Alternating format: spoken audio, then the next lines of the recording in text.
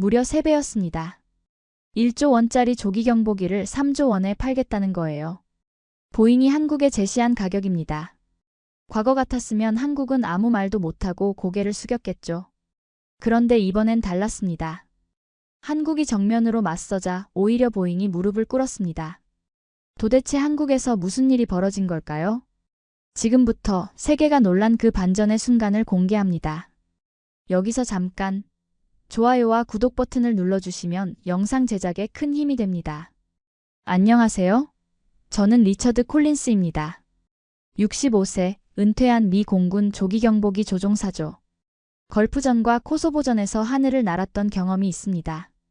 지금은 군사 칼럼니스트로 활동하며 평온한 일상을 보내고 있었어요. 그런데 며칠 전 제 평온함을 완전히 깨뜨린 뉴스가 있었습니다. CNN 저녁 뉴스를 보고 있는데 앵커가 이런 말을 하더군요. 보잉이 한국에 제시한 조기 경보기 가격이 기존보다 3배나 오른 것으로 알려졌습니다. 저는 소파에 앉아 커피를 마시다가 씁쓸하게 웃었어요. 보잉이라는 회사와 오랫동안 일해온 저로서는 그들의 전략을 너무나 잘 알고 있었거든요. 독점적 지위를 이용해 가격을 올리는 건 새로운 일이 아니었습니다. 한국이 뭐 어쩌겠어? 결국 보잉 것을 살 수밖에 없지. 저는 혼자 중얼거렸죠. 조기 경보기라는 건 아무나 만들 수 있는 게 아니거든요.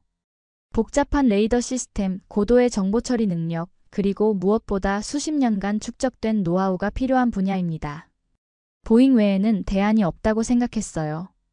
TV 화면에서는 한국 국방부 관계자가 나와서 이런 말을 했습니다. 다양한 옵션을 검토하고 있으며 보잉의 제안만이 유일한 선택지는 아닙니다. 저는 피식 웃었어요. 한국이 무슨 대안이 있겠습니까? 허세일 뿐이라고 생각했죠. 제가 현역 시절부터 보잉의 E3 센트리를 조종해왔는데 이 분야에서 보잉을 따라올 회사는 없다고 확신했거든요. 실제로 저는 1991년 걸프전 당시 E3를 타고 이라크 상공을 날며 수많은 적기를 탐지했습니다. 그때의 경험이 저에게는 보잉 기술에 대한 절대적 신뢰를 심어주었어요. 8년 후 코소보전에서도 마찬가지였죠. 제가 조종한 E3는 단 한 번도 오작동하지 않았습니다. 특히 걸프전에서는 24시간 연속 비행을 여러 번 했는데도 시스템이 완벽하게 작동했어요. 동료들과 함께 적 전투기 수십 대를 실시간으로 추적하며 아군에게 정보를 전달했죠. 그런 경험을 한 저로서는 보잉의 조기 경보기만큼 신뢰할 만한 장비는 없다고 여겨왔습니다. 은퇴 후에도 보잉과의 인연은 계속되었어요. 군사 칼럼니스트로 활동하면서 여러 차례 보잉의 최신 기술을 소개하는 글을 썼거든요. 그들의 기술진과도 개인적으로 친분이 있었습니다. 보잉이 세계 조기 경보기 시장을 독점하는 건 당연한 일이라고 생각했어요.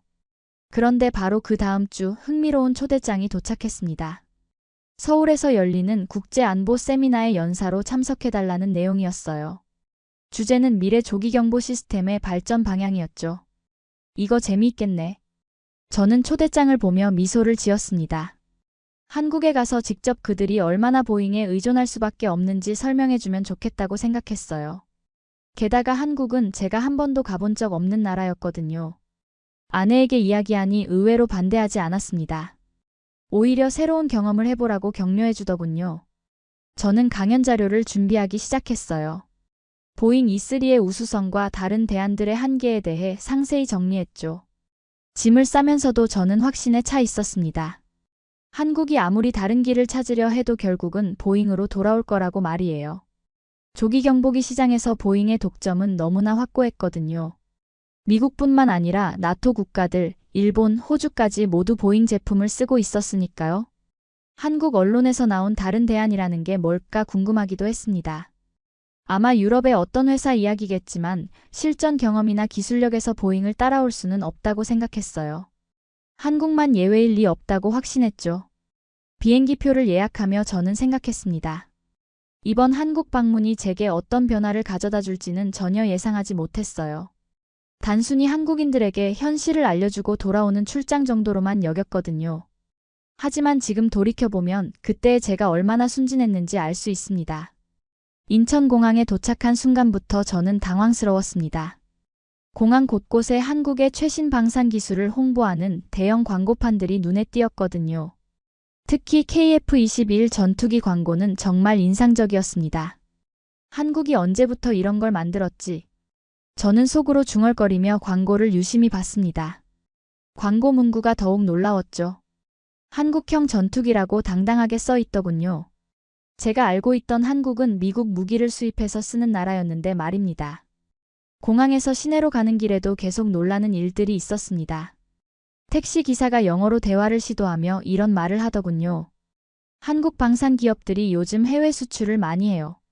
폴란드, 호주에도 팔고 있습니다. 저는 고개를 끄덕이면서도 내심 의아했습니다.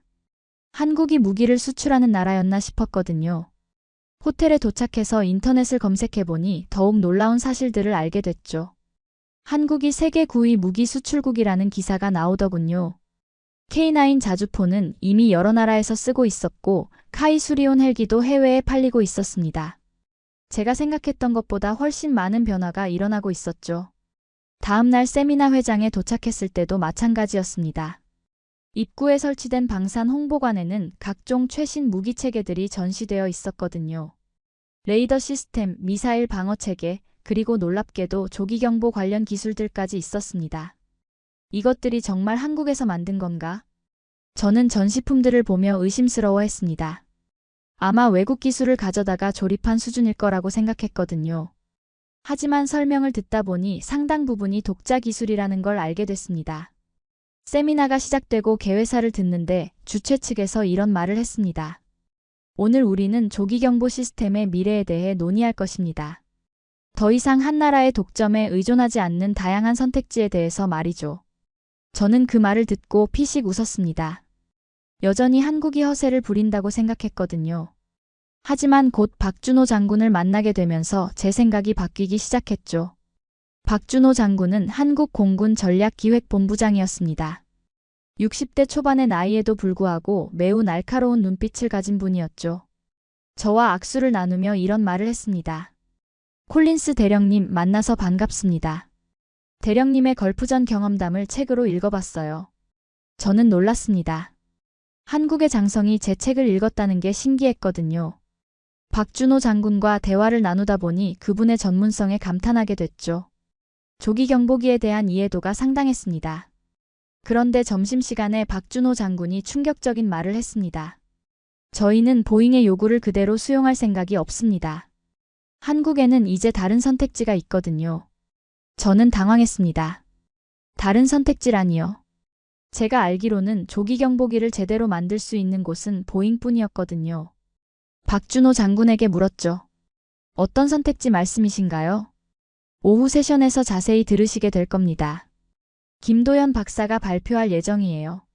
박준호 장군은 미소를 지으며 말했습니다. 저는 속으로 여전히 의심스러워했죠. 한국이 무슨 대안을 찾았다는 건지 궁금하면서도 반신반의했거든요. 하지만 박준호 장군의 자신감 있는 모습을 보니 뭔가 다른 게 있는 건 아닌가 하는 생각이 들기 시작했습니다. 제가 한국에 대해 갖고 있던 선입견이 흔들리는 순간이었죠. 오후 세션을 기다리며 저는 복잡한 심정이었습니다. 과연 한국이 어떤 카드를 꺼내들지 궁금하면서도 보잉의 독점이 깨질 리는 없다고 생각했거든요. 오후 세션이 시작됐습니다. 김도연 박사라는 분이 단상에 올라섰는데 45세 정도로 보이는 차분한 인상의 연구자였죠. 국내 방산기업 연구소장이라고 소개됐습니다. 김도연 박사는 프레젠테이션을 시작하며 이런 말을 했습니다. 오늘 저는 한국이 검토 중인 조기경보기 대안들에 대해 말씀드리겠습니다. 저는 속으로 웃었죠. 또 허세구나 싶었거든요. 하지만 김도연 박사가 첫 번째 슬라이드를 보여주는 순간 표정이 굳어졌습니다. 화면에는 사브 글로벌아이 조기경보기의 상세한 성능 데이터가 나타났거든요. 11시간 채공시간, 600km 이상 탐지 거리라는 수치들이 선명하게 적혀 있었습니다. 김도연 박사가 설명을 계속했습니다.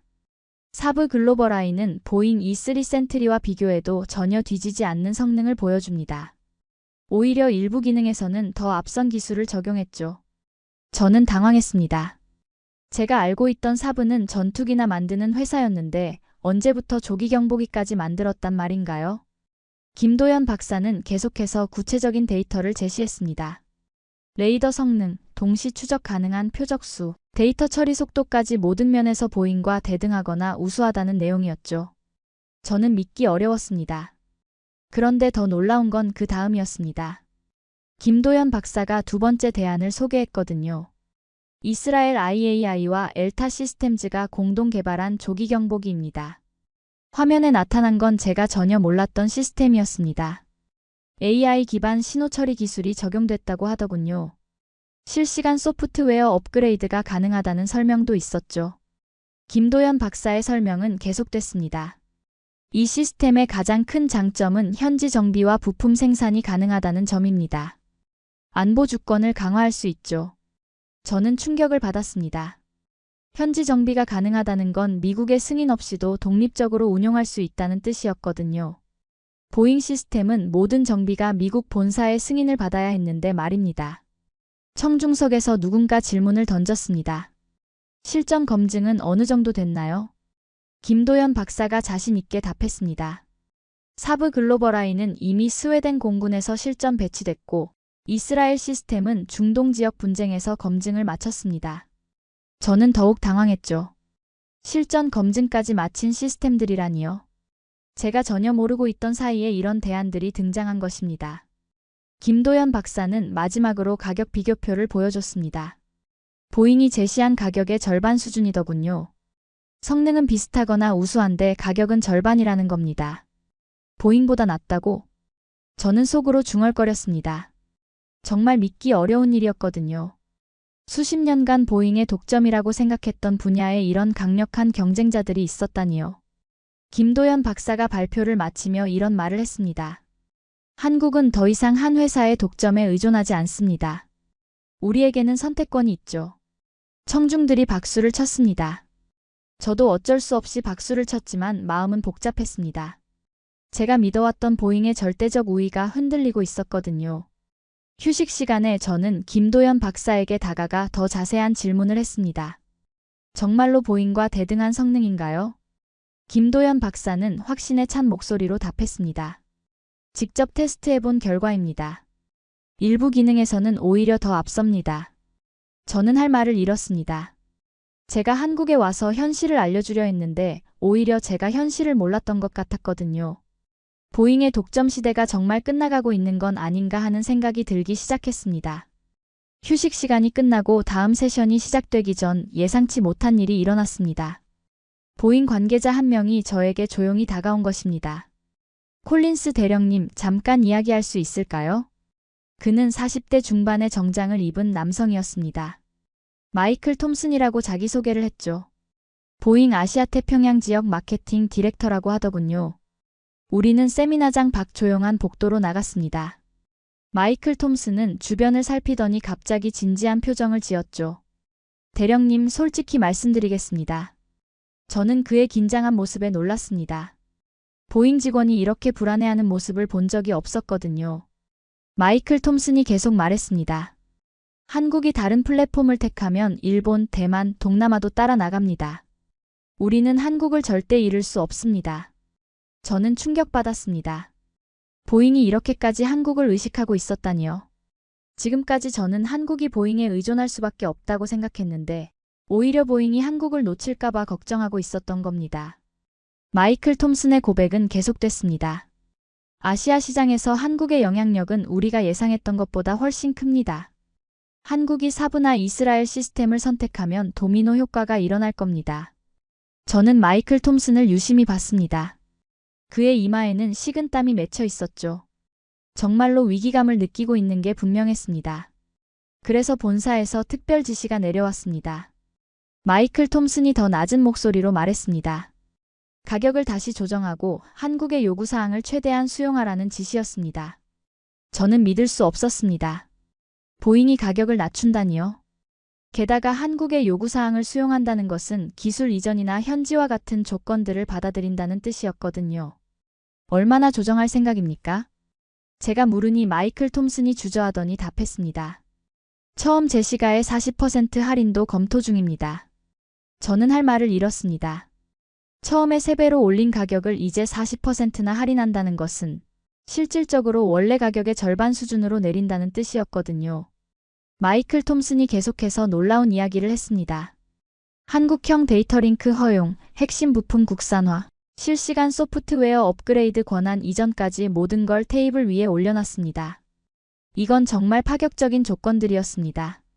보잉이 절대 양보하지 않던 핵심 기술들을 모두 내어주겠다는 것이었거든요. 저는 보잉 내부가 얼마나 흔들리고 있는지 직감했습니다. 왜 저에게 이런 이야기를 하시는 겁니까? 제가 묻자 마이클 톰슨이 답했습니다. 대령님은 한국에서도 영향력이 있는 분이시지 않습니까? 혹시 도움을 받을 수 있을까 해서요. 저는 복잡한 심정이었습니다. 오랫동안 보잉과 함께 일해온 제게 도움을 요청하는 상황이었지만 동시에 한국의 선택권도 존중해야 한다는 생각이 들었거든요. 마이클 톰슨은 마지막으로 이런 말을 했습니다. 경쟁은 좋은 것입니다. 하지만 우리도 변화할 준비가 되어 있습니다. 저는 그와 헤어지며 생각했습니다. 보잉의 독점 시대가 정말 끝나가고 있구나. 한국이라는 나라가 생각보다 훨씬 강력한 협상력을 가지고 있었던 겁니다. 세미나장으로 돌아가는 길에 저는 혼란스러웠습니다. 제가 한국에 와서 보고 들은 것들이 제 기존 생각을 완전히 뒤바꿔 놓고 있었거든요. 보잉이 이렇게까지 굴복하다니. 정말 상상도 못했던 일이었습니다. 세미나 마지막 세션이 시작됐습니다. 박준호 장군이 다시 단상에 올라와 마무리 발언을 하게 됐죠. 저는 앞서 보잉 관계자와의 대화 때문에 더욱 긴장한 상태였습니다. 박준호 장군은 차분하면서도 단호한 목소리로 말을 시작했습니다. 오늘 세미나를 통해 우리는 많은 것을 확인했습니다. 그는 잠시 청중들을 둘러보더니 계속했죠. 우리는 더 이상 미국의 허락 없이는 정비도 못하는 무기를 원하지 않습니다. 저는 깜짝 놀랐습니다. 이렇게 직설적으로 미국을 비판하다니요. 박준호 장군의 다음 말은 더욱 충격적이었습니다. 한국의 안보는 한국이 지킵니다. 청중석에서 박수가 터져나왔습니다. 저는 박수를 치지 못하고 멍하니 앉아 있었죠. 이런 당당한 발언을 들어본 적이 없었거든요. 박준호 장군은 프레젠테이션 화면을 바꾸며 놀라운 발표를 시작했습니다. 보잉 측에서 새로운 제안을 해왔습니다. 화면에는 보잉의 파격적인 조건들이 나타났습니다. 제가 마이클 톰슨에게서 들었던 그 내용들이 공개되고 있었던 겁니다. 한국형 데이터링크 허용, 핵심 부품의 국산화 승인, 그리고 실시간 소프트웨어 업그레이드 권한 이전까지 모든 것을 제안해왔습니다. 청중들이 웅성거렸습니다. 이런 조건들은 전례가 없는 것이었거든요. 박준호 장군이 계속 말했습니다. 가격도 처음 제시가에서 40%를 할인하겠다고 했습니다. 저는 속으로 중얼거렸습니다. 보잉이 이렇게까지 굴복하다니. 정말 믿기 어려운 일이었거든요. 제가 알던 보잉은 절대 이런 양보를 하지 않는 회사였는데 말입니다. 그런데 박준호 장군의 다음 말이 더욱 놀라웠습니다.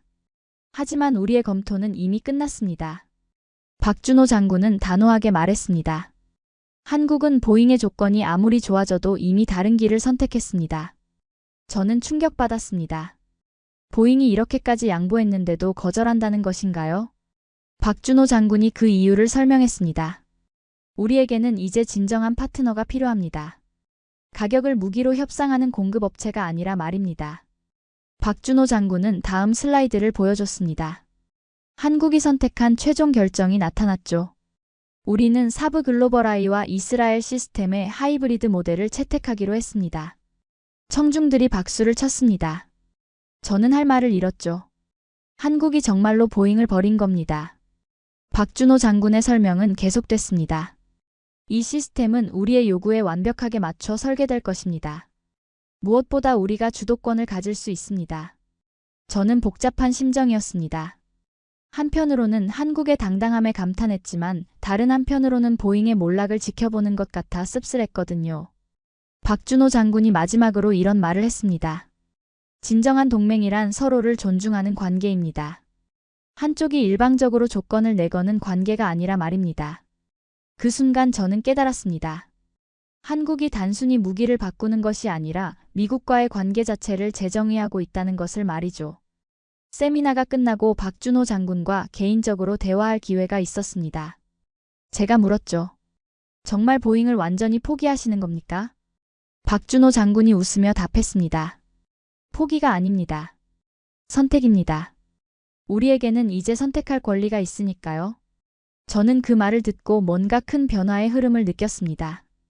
한국이 더 이상 미국의 결정을 기다리는 나라가 아니라는 것을 말이죠. 그날 밤 호텔에서 저는 오랫동안 생각에 잠겼어요. 제가 목격한 것은 단순한 무기 도입 결정이 아니었습니다. 한국이 진정한 자주국방의 길로 나아가는 역사적 순간이었던 것이죠. 세미나가 끝난 다음 날 저는 예상치 못한 초대를 받았습니다. 한국 육군 기지를 방문해 최신 무기 체계를 둘러보자는 제안이었죠. 박준호 장군이 직접 안내해 주겠다고 했습니다. 기지에 도착하니 거대한 경납고가 눈에 띄었어요. 그 안에는 제가 전혀 예상하지 못했던 광경이 펼쳐져 있었죠.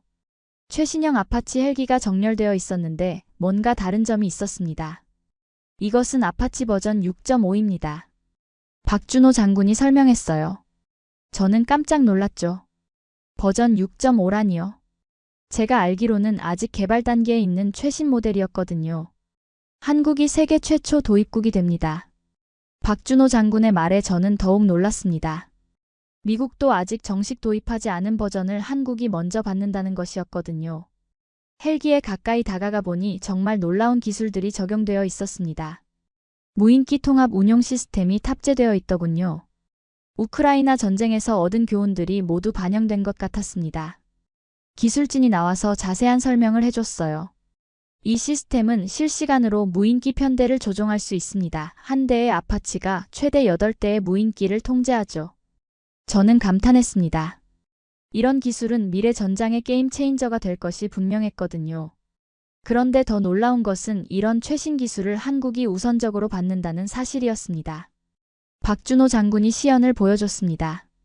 아파치에서 조종하는 무인기들이 완벽하게 협동하며 임무를 수행하는 모습이었죠.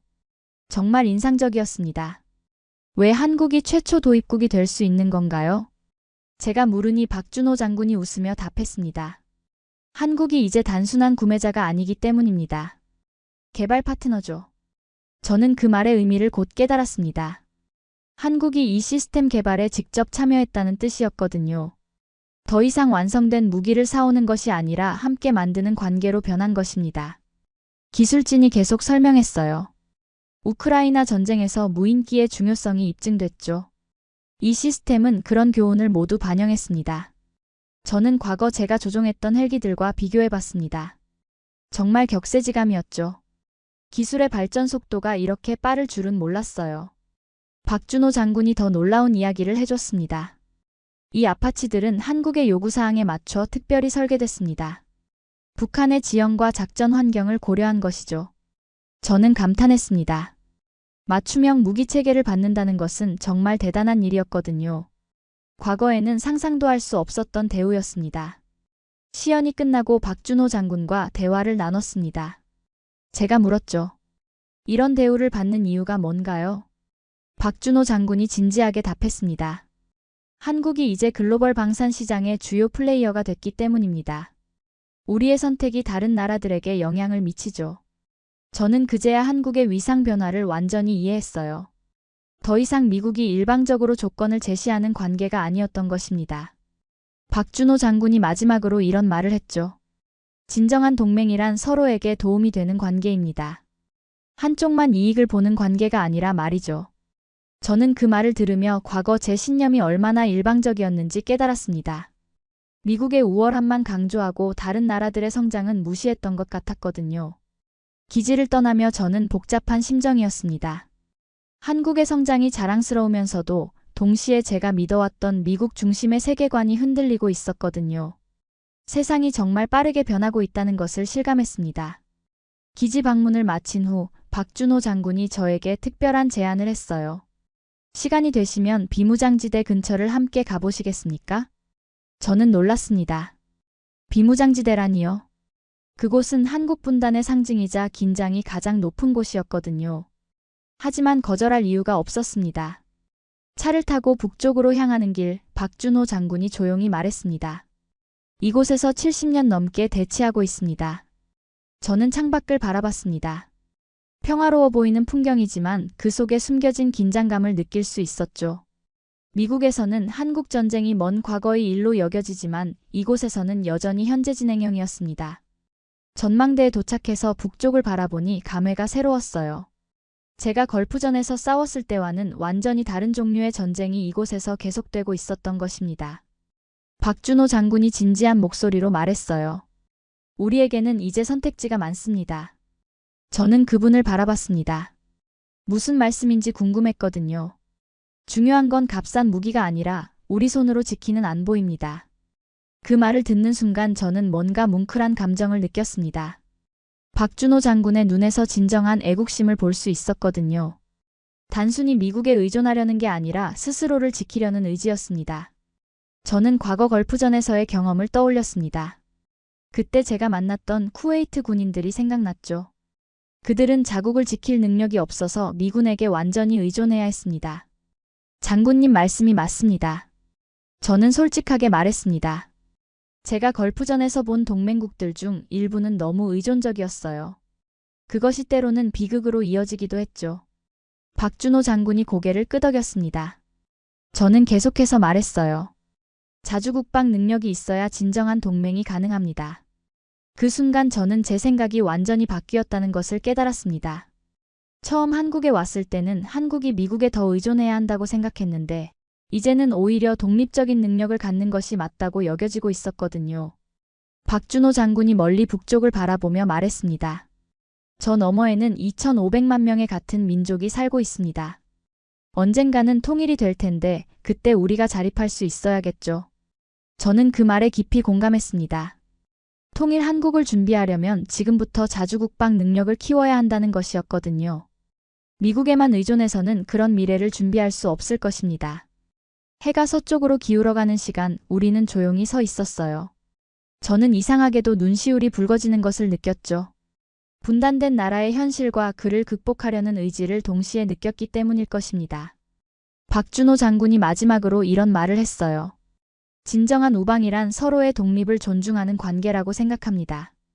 저는 그 말에 깊이 동의했습니다. 한국이 보잉을 거부하고 다른 길을 선택한 것도 바로 그런 맥락에서 이해할 수 있었거든요. 돌아오는 길에 저는 많은 생각을 했습니다. 제가 한국에서 경험한 것들이 단순한 무기 구매 이야기가 아니라는 것을 깨달았죠. 한 나라가 진정한 독립을 향해 나아가는 과정을 목격한 것입니다. 그날 밤 호텔에서 저는 오랫동안 잠들지 못했어요. 걸프전에서 동맹국의 의존성 때문에 일어났던 비극적 상황들이 계속 떠올랐거든요. 한국이 그런 길을 피하려 한다는 것이 이해됐고 동시에 존경스럽기도 했습니다. 세미나 폐막식 날이 되었습니다. 저는 마지막 연사로 발언할 기회를 얻었죠. 며칠 전만 해도 한국의 현실을 알려주러 왔다고 생각했는데 이제는 완전히 다른 마음가짐이었습니다. 연단의 선이 수백 명의 청중이 저를 바라보고 있었어요. 한국 국방부 관계자들, 외국 무기업체 대표들, 그리고 언론인들까지 모두 제 말을 기다리고 있었죠. 저는 깊이 숨을 들이마시고 말을 시작했습니다. 저는 이번 한국 방문을 통해 많은 것을 배웠습니다. 청중들이 조용히 귀를 기울였어요. 저는 계속해서 솔직한 심정을 털어놓았죠. 솔직히 말씀드리면 저는 한국이 보잉에 의존할 수밖에 없다고 생각하고 왔습니다. 청중석에서 웅성거리는 소리가 들렸죠. 하지만 저는 멈추지 않았어요. 하지만 제가 틀렸습니다. 그 순간 장내가 조용해졌어요. 미국인인 제가 이런 고백을 할 줄은 아무도 예상하지 못했을 것입니다. 나는 오늘 한국에서 진정한 동맹의 의미를 보았습니다. 저는 지난 며칠간의 경험을 떠올리며 말했어요. 김도연 박사의 발표, 보잉 관계자의 고백, 그리고 박준호 장군과의 대화까지 모든 것이 스쳐 지나갔죠. 더 이상 보잉이 기준이 아닙니다. 청중들이 놀란 표정을 지었어요. 제가 보잉과 오랫동안 일해온 사람이라는 걸 알고 있었기 때문일 것입니다. 한국이 미래를 이끕니다. 박수가 터져나왔습니다. 처음에는 몇 명이 치더니 점점 더 많은 사람들이 박수를 쳤죠. 저는 감동받았어요. 연설을 마치고 내려오니 여러 사람들이 저에게 다가왔습니다. 박준호 장군도 그중 한 명이었죠. 콜린스 대령님, 용기 있는 발언이었습니다. 박준호 장군이 악수를 청하며 말했죠. 저는 그분의 손을 잡으며 진심으로 답했어요. 저야말로 많은 것을 배웠습니다. 김도연 박사도 저에게 와서 인사했습니다. 대령님 같은 분이 계셔서 미래가 밝습니다. 저는 쑥스러웠죠. 제가 변한 건데 오히려 저를 칭찬해 주시니 말이에요. 그날 저녁 송별만찬에서 저는 더욱 깊은 이야기를 나눌 수 있었습니다. 한국의 방산 발전 과정, 자주국방에 대한 의지, 그리고 미래에 대한 비전까지 들을 수 있었죠. 앞으로 한국은 어떤 길을 걸어갈 예정인가요? 제가 물으니 박준호 장군이 자신 있게 답했습니다. 우리만의 길을 만들어가겠습니다.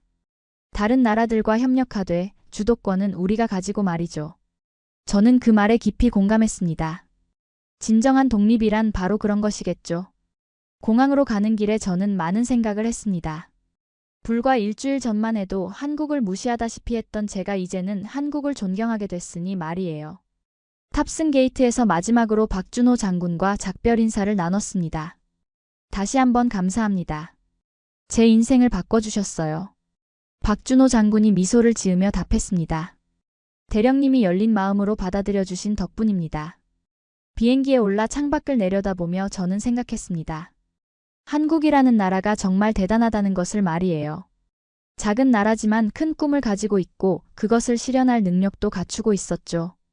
미국으로 돌아가는 기내에서 저는 혼자 중얼거렸습니다. 과거에는 보잉이 조건을 내밀면 한국은 고개를 끄덕였습니다. 하지만 이제 세계가 한국의 선택을 주목합니다. 정말 그랬습니다. 한국이 보잉을 거부하고 다른 길을 선택한 것이 전 세계 방산업계에 충격을 주고 있었거든요. 안보의 기준, 이제 한국이 만듭니다. 저는 확신했습니다. 한국이 앞으로 세계 방산업계의 새로운 기준을 제시할 것이라고 말이에요. 그리고 저는 그 변화를 목격한 증인이 된 것입니다. 오늘의 사연은 여기까지입니다.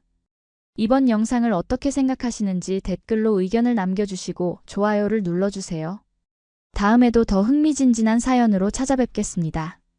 지금까지 감동 나누기의 유나였습니다. 긴 영상 끝까지 시청해주셔서 정말 감사합니다.